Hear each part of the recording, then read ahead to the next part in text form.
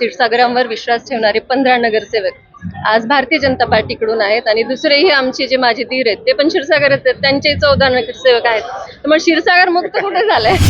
आणि तुम्ही काल निकाल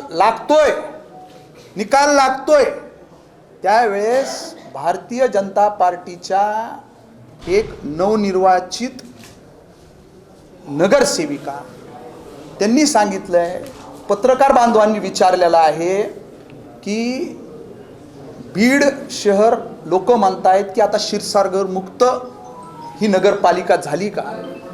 तर त्यांचं सगळं प्रसारमाध्यमावर वक्तव्य होतं. कुठं झाली आहे? मी स्वतः नगरसेविका आहे नगरपालिकेमध्ये.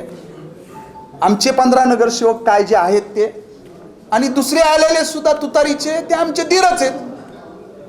म्हणजे जे लपून चालू होतं, जे आम्ही म्हणत होतो हे दोघं मिळून एकत्रित येऊन लढतायत, ते जाहीर केलं त्यांनीच की आमचे धीरच आहेत आणि आमचेच आहेत. ते चांगलं आहे, म्हणजे खेळीमेळीच्या वातावरणामध्ये चांगलं आहे. म्हणजे विधानसभेला ज्या लोकांनी इथं एकदम एकमेकाच्या समोर उभे राहिले, कार्यकर्ते लढलेत, त्यांनी काय संदेश ह्याच्यामधनं मेसेज घ्यायचा आहे?